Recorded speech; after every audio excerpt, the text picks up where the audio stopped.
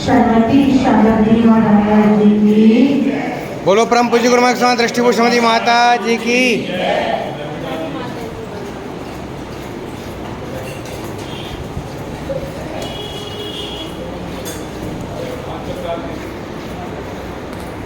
प्रत्येक सुख व शांति की खोज में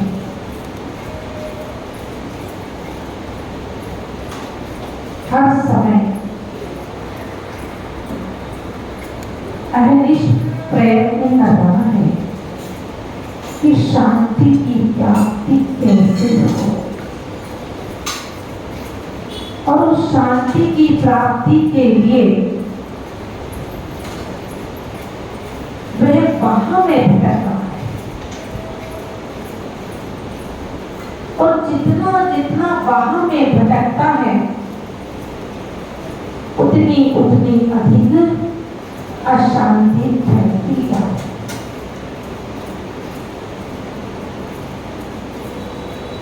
वहां भटकन से मतलब जो बाहरी परिग्रह है, हम शांति किसमें मानते हैं? यदि कोई व्यक्ति किराए के मकान में रहता है तो उसके अंदर एक ही विकल्प चलता है कि छोटा सा मेरा मकान हो। और जब तक छोटा सा मकान नहीं होता है तब तक है उसके दिमाग में विकल्प चलते रहते, और मेहनत करके वे छोटा सा मकान कर भी लेता है तो क्या शांति हो जाती है? क्षणिक शांति हो सकती है, लेकिन बाद में इच्छा बढ़ जाती है। और निरंतर इच्छाएं बढ़ती रहती हैं, लेकिन ध्यान रखना जितनी जितनी इच्छाएं बढ़ेगी परिग्रह सुख का कारण है कि दुख का कारण है? दुख का कारण है। सही बोल रहे हैं? जो परिग्रह है वह सुख का कारण है कि दुख का कारण है? सभी कह रहे हैं दुख का कारण है। फिर जोड़ते हैं कि नहीं जोड़ते? पांच पाप में भी परिग्रह है कि नहीं? पांच पाप में भी परिग्रह एक, लेकिन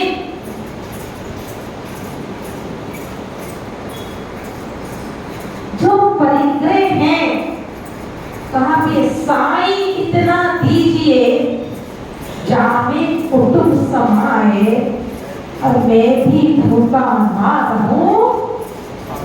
क्या कहा के साधु ना भूखा जाए, कि हे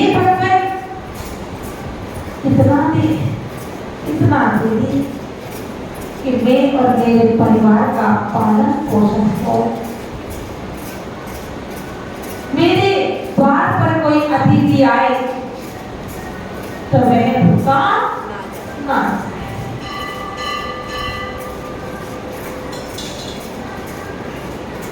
अतिथि किसे है? मेहमान को। अतिथि जिसकी कोई तिथि ना हो वह अतिथि कहलाता है। और तिथि किसकी है? लेकिन आजकल तो साधु भी मेहमान बन गए। ध्यान रखना, साधुओं की भी तिथि हो गई। बिना तिथि के कोई पहुंच जाए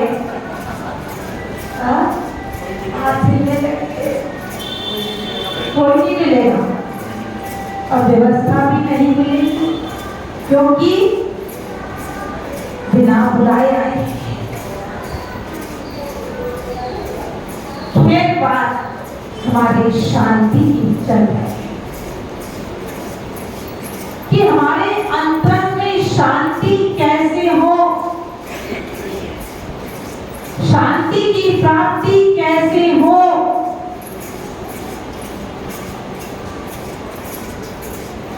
तो जो है उसमें शांति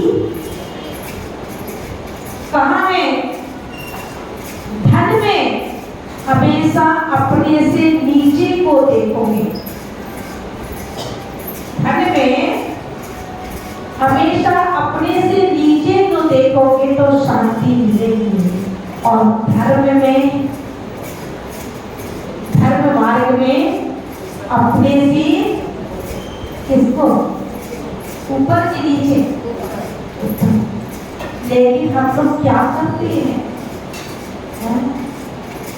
धन में किसे देखते हैं? ऊपर वालों को। उसके पास ऐसा है तो मुझे भी चाहिए। कई बार होता है बहनें किसी के पास कुछ जेवर देख लेती है। आजकल तो पहनने का जमाना ही नहीं है, नहीं तो होता था कि किसी बहन ने कुछ पहना है, हाथ में चूड़ी पहनी है, गले में हार पहना है, पड़ोसन ने देख लिया है? तो क्या होता है? ये वाले चाने घर में हो या ना हो, पति देव के पीछे। तो इसीलिए काम है कि धन में हमेशा अपने से नीचे वालों को देखो, ये विचार करो, ये चिंतन करो कि हे भगवान, उसके पास तो 2 समय की रोटी खाने के लिए नहीं है, मैं तो उससे अच्छा हूँ। और धर्म में देखो वो मेरे से कितना ऊंचा है, कितने व्रत नियम करता है, त्याग तपस्या करता है, मैं तो कुछ नहीं कर पा रहा हूँ। मेरे कौन से तीव्र कर्म का उदय है कि मैं कुछ नहीं कर पा रहा। तभी हमें शांति मिल सकती है। लेकिन आज हम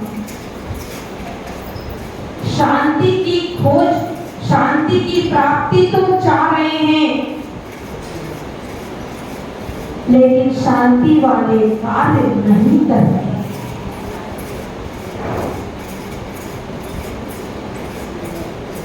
सही में शांति कहाँ पर है? आपसे पूछे सुमन जी, शांति कहाँ पर है?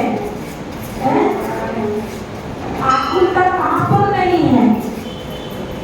सबसे आकुलता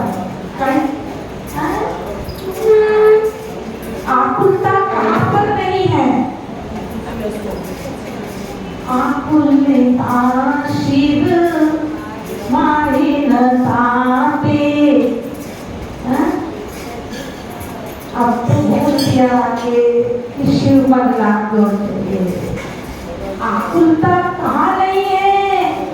तो कहा है आकुलता शिव में नहीं है, यानी शिव यानी कौन?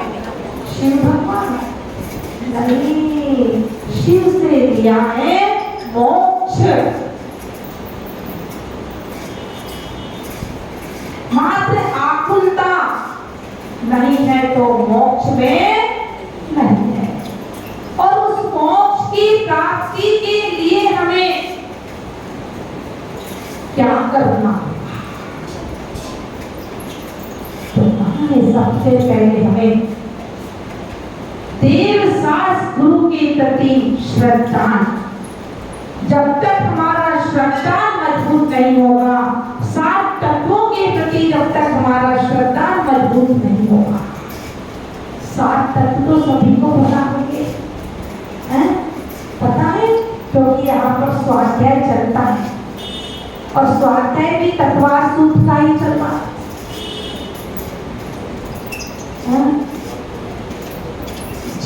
अजीब आश्रम वंश संवर निद्रा और मोक्ष, जो ये 7 तत्व हैं, इन पर श्रद्धा करना। कैसा श्रद्धा करना? सम्यक दर्शन की परिभाषा करते हुए आचार्यों ने तत्वार सूत्र में तो कहा तत्वार श्रद्धानु सम्यक दर्शन, तत्वों पर श्रद्धा करना। और सामान्य भाषा में हम यदि सम्यक दर्शन की परिभाषा में तो जो वस्तु जैसी है उसको उसी रूप में जानना नहीं,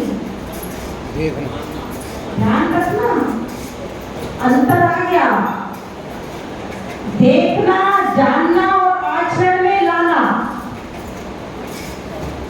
जो वस्तु जैसी है उसको वैसा ही क्या करना है? आचरण में लाना। नहीं, इसीलिए तो पूछ रहे आपसे बार बार। सम्यक दर्शन की क्या परिभाषा है? श्रद्धा, मात्र देखना, विश्वास करना।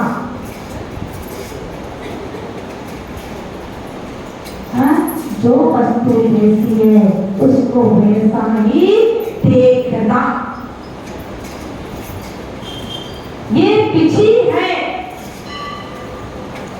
मात्र श्रद्धा कर लेना, देख लिया कि ये क्या है, पिछी है। अब जानना, जो वस्तु जैसी है उसको वैसा ही जानना। क्या है? सम्यक ज्ञान। जानना, सम्यक ज्ञान। अब कैसे जानोगी? ये किस उपयोग में आती है? ये कैसे बनी है? इसका उपयोग क्या है? कैसे उपयोग करते हैं? ये मात्र जाना। जब आपने देख भी लिया और जान भी लिया, उसके बाद आचरण में लाना। जो वस्तु जैसी है उसको वैसा ही आचरण में लाना। क्या हुआ? सम्यक चारित्र हुआ। तो पहले हमें सम्यक दर्शन को देखना। जो सम्यक दर्शन है, क्योंकि दर्शन के होते ही क्या हो जाएगा? हाँ? कैसा संबंध है? हाँ? दीपक और प्रकाश की भांति। यह दीपक है, उसमें दीपक जलाते ही प्रकाश हो जाता है। तो पहले जब तक सम्यक दर्शन नहीं होगा और उस सम्यक दर्शन की प्राप्ति के लिए हमें एन प्रकारे 3 लोक के नाथ के प्रति, सच्चे देव शास्त्र गुरु के प्रति हमारा श्रद्धा मजबूत होना चाहिए। लेकिन आज हमारी स्थिति क्या हो रही है? जरा सी हमारे ऊपर कोई परेशानी आती है, कोई आपत्ति आती है, आप लोग क्या है, भटक जाते। आपत्ति के काल में हो सकता है कि बिहारी कॉलोनी वाले ना भटकते, क्योंकि ज्ञानी जीव है यहाँ पर, है कि नहीं? ज्ञानी नहीं है? नहीं, ज्ञानी है। ज्ञानी का मतलब ये नहीं कि मात्र पुस्तक के पन्ने पलट देना। कई बार लोगों से पूछते, भाई स्वाध्याय करते हो? बोले हाँ, स्वाध्याय तो करते हैं और रोज स्वाध्याय करते, हमारे यहाँ तो स्वाध्याय चलता है। अरे किस चीज का स्वाध्याय चल रहा है? बोले ये तो नहीं पता, लेकिन रोज चलता है स्वाध्याय हमारे यहाँ पर। रोज शाम को क्लास लगती है, 7 बजे से रोज पढ़ते, लेकिन पता नहीं, अरे पता नहीं किस चीज का चल रहा। कुछ तो विषय पता होगा, बोले वो भी नहीं पता। क्यों? बोले इस उम्र में याद नहीं रहता। तो धीरे से मैंने पूछ लिया, अम्मा जी आप ये कह रहे याद नहीं रहता है, एक बार बताओ आप, आपके कितने बेटे हैं? बोले माता जी ज्यादा नहीं, 4 बेटे। और बहुएं कितनी है? बोले 4 की शादी हो गई, 4 बहुएं आ गई, उनके नाम क्या है? नाम भी बता दिए। पोता पोती, बोले सबके बच्चे हैं, हाँ फलाना वो काम करता है, फलाना वो काम करता है, उसकी शादी हो गई, उसकी शादी हो गई, सब कुछ। मैंने धीरे से पूछ लिया, अम्मा जी अभी तो आप कह रही थी कि मुझे याद नहीं रहता। बोले माता जी क्यों? क्योंकि हमारी जो राग की परिणति है, जो लगाव है, वह किस ओर जाता है? किस ओर जाता है? अच्छा ईमानदारी से बताओ, आपको लगाव किससे जाता है? परिवार से कि भगवान से? ईमानदारी से बताना है। पक्की बात, पक्की बात। देव शास्त्र गुरु है, तीनों से सबसे ज्यादा लगाव है ना? नहीं है? क्यों? अच्छा, ये लगाव किससे जाता है? मात्र इतना पूछ रहे, चाहे आप आधा घंटे रहो चाहे 1 घंटे रहो,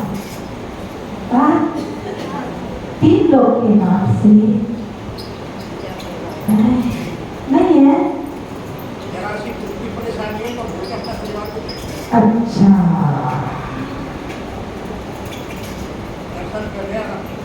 बिल्कुल उन्होंने सच्चाई बता दी कि अभी आप लोग यहाँ पर बैठ कर के प्रवचन सुन रहे हैं और अधिकांश लोगों की जेब में मोबाइल भी होगा, और कुछ लोग ऐसे होते होंगे कि मोबाइल का त्याग कर दिया, हाँ? और कुछ लोग ऐसे होते हैं कि जेब में आपस में मोबाइल रख कर के चलते हैं। और जब मोबाइल पर प्रवचन सुनते सुनते फोन आ जाए तो फिर काट दोगे, वो दबा से आ जाए तो बार बार क्यों आना है? सुनोगे और सुन करके पता चल जाएगा कि परेशानी है। तो कहना क्या है कि हमारा लगाव जो है किस ओर जाता है, तो पल्ला किस तरफ भारी है? इस समय कह रहे हैं कि हमारा देव शास्त्र गुरु के प्रति ईमानदारी से बताना। सुमन जी से पूछ लूं या आप लोग बैठे हैं सभी लोग बता देना कि आप किसी यात्रा पर गए और यहाँ से चिनवाणी लेकर के गए, घर से अपनी चिनवाणी लेकर के गए और माला लेकर के गए। वो माला सोने की भी हो सकती है और वो माला सूत की भी हो सकती है। और आप यहाँ से मान लो बड़े गांव गए, दूर की तो बात छोड़ दो, आप बड़े गांव भी गए और बड़े गांव में जाकर के आपने पूजन पाठ करी, स्वाध्याय किया, और स्वाध्याय करने के बाद, पूजन करने के बाद, बहन जी, स्वाध्याय करने के बाद, पूजन पाठ करने के बाद आप वह जिनवाणी उसी चौकी पर भूल करके आ गए और दिल्ली आ गए, और साथ में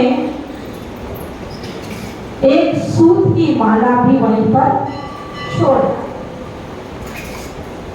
क्या कहोगे घर आकर के, क्या कहोगे ईमानदारी से बता। ये कह दोगे, क्या कहोगे ईमानदारी से, आप ही बता दो, मेरे से मत बुलवाओ, आप ही बता दो ईमानदारी से। ये जो जिनवाणी है, एक जिनवाणी यदि मंदिर में छूट गई और आप 50, 60, 70, 80, 100 किलोमीटर दूर आ गए, उसके बाद फोन करोगे क्या? नहीं करोगे, ईमानदारी से कहना। क्यों? और सूत की माला छूट गई तो नहीं करोगे। क्यों भाई? बिल्कुल नहीं करोगे। क्यों? और कोई पढ़ लेगा, कोई बात नहीं है। और कई सारी जिनवाणियां यदि घर पर हो जाए तो जाकर के मंदिर में रख दोगे ना। और आजकल चलता भी है, लोग जाके थैले में रखते हैं, किसी क्षेत्र पर छोड़ करके आ जाते हैं या मंदिर में रख करके आ जाते हैं। और उसकी जगह सूत की माला और जिनवाणी की जगह सोने की माला आपकी वहां जाकर के क्षेत्र पर गया और वह माला फेरी और वह सोने की माला या चांदी की माला वहां पर छूट जाए और 100 किलोमीटर दूर निकल गए। ईमानदारी से बता, क्या करोगे? वापिस आओगे? क्यों? क्यों भाई? सूत की माला तो सूत की भी थी और माला सोने की भी थी। माला सूत की भी और माला सोने की भी और चांदी की भी। ईमानदारी से बताना, आपको लगाओ किससे? आपका लगाओ अभी आप कह रहे थे कि हमें प्यार है, हमारा श्रद्धान है। देव सास गुरु मित्र के जिनवाणी छूट गई तो छूट गई, कोई बात नहीं। सूत की माला छूट गई तो कोई बात नहीं, लेकिन सोने की माला छूट गई तो क्यों छूटी? चिंतन का विषय है, चिंतन करना कि हमारा लगाव किस और ज्यादा जा रहा है।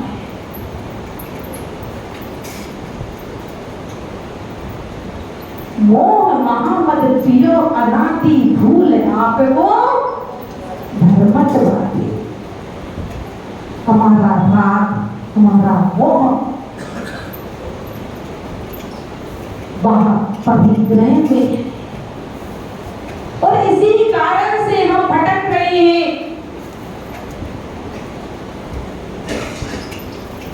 वहां से हमें अंधन की ओर आना है, और जब तक हम अंधन में नहीं आए तब तक हम आगे नहीं बढ़ सकते। जो हम वहां में पूजन करते हैं, अभिषेक करते हैं, श्रावक के षट आवश्यक कर्तव्यों को करते हैं, ये क्या है? मात्र मन लगाने की वस्तु। पुण्य बंध का कारण है, अशुभ से शुभ में आने का साधन है।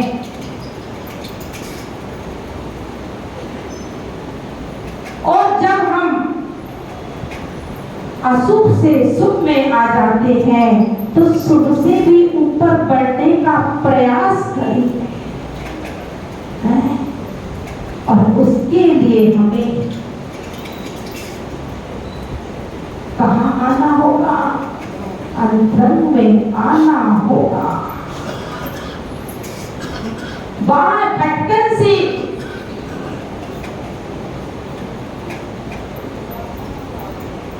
बात भरत चक्रवर्ती की आती है। भरत चक्रवर्ती तेल गिर ना जाए, और यदि एक बूंद भी तेल गिर गया तो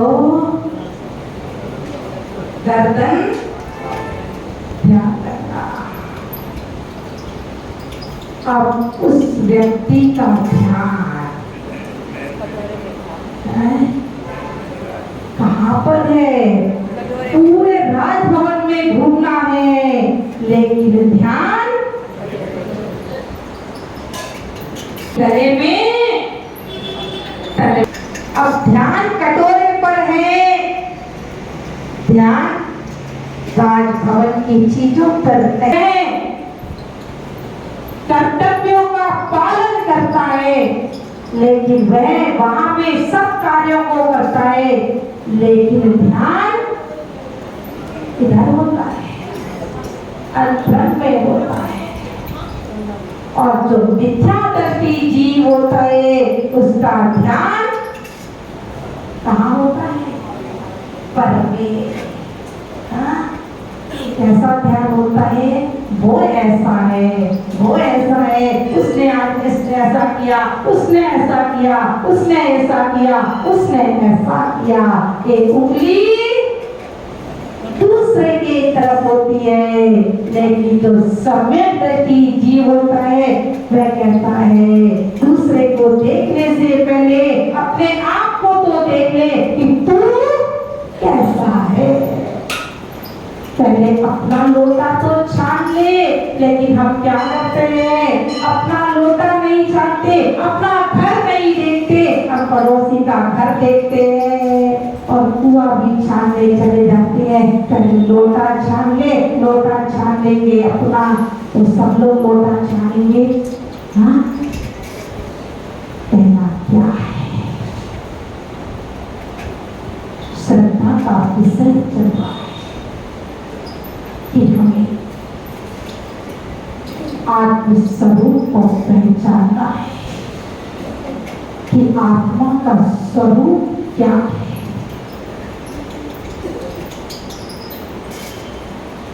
निश्चय की दृष्टि से, व्यवहार की दृष्टि तो सच्चे देव शास्त्र गुरु पर श्रद्धा, और निश्चय की दृष्टि से अपनी आत्मा का श्रद्धा। व्यवहार की दृष्टि से ये हमारे देव है, और निश्चय की दृष्टि से हमारी आत्मा ही हमारी। तो हमें निज में आने के लिए सहारा चाहिए, जरूरी है, लेकिन उनसे आते आते हमें अपने को जानना है, पहचानना है कि मैं कौन हूँ, कहां से आया हूँ, मेरा कर्तव्य क्या है। और जब तक हम नहीं जानेंगे, आप लोग जानते हो कि नहीं जानते हैं? एक बात बताओ, जीव का स्वरूप क्या है, आत्मा का स्वरूप क्या है? जानना और अच्छा, मात्र जानना और देखना ही है ना? और भी कुछ है क्या? और भी कुछ है? क्यों? राग करना है कि नहीं? द्वेष करना है कि नहीं? क्रोध करना है कि नहीं है? मान करना है कि नहीं है? मायाचारी लोग, ये कुछ नहीं है, फिर ये कौन कर रहा है? ये हमारा स्वरूप नहीं है, तो ये कौन कर रहा है? बता दो तो। नहीं समझ में नहीं आया आप क्या बोल रहे, धीरे से बोल रहे हैं।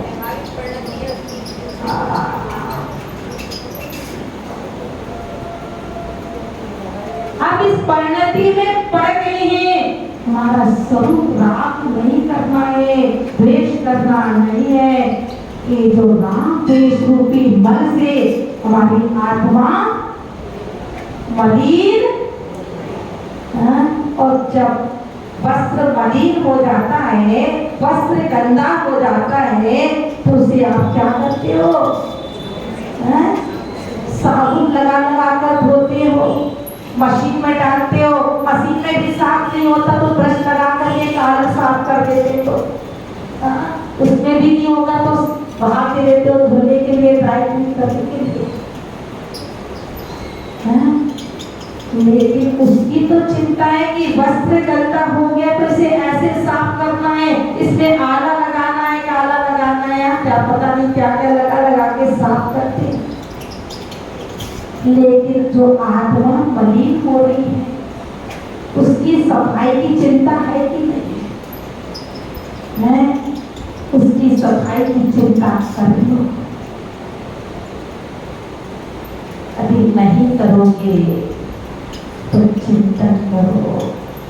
ये जो मानव पर्याय है और मानव पर्याय में भी समय का जैन कुल मिला है, और जैन कुल में भी मिलकर के जिन्हें भगवान ने हमें शरण मिली है, और इसमें भी आकर के हम ने समय व्यर्थ में गवा दिया, मौत के लकड़ी के चक्कर में फंसे रहे।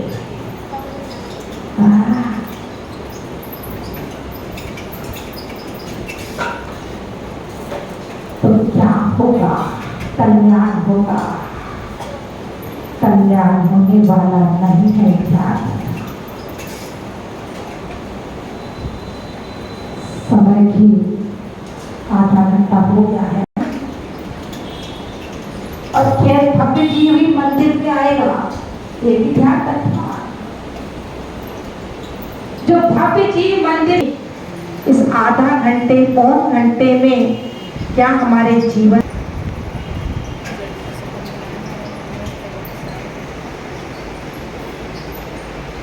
और वह चोर ने अपने बेटे से कह दिया कि बेटा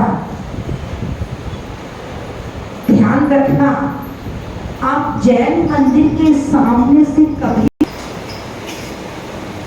पिता की बात सुनकर के वह बेटा जैन मंदिर के सामने से कभी नहीं निकला।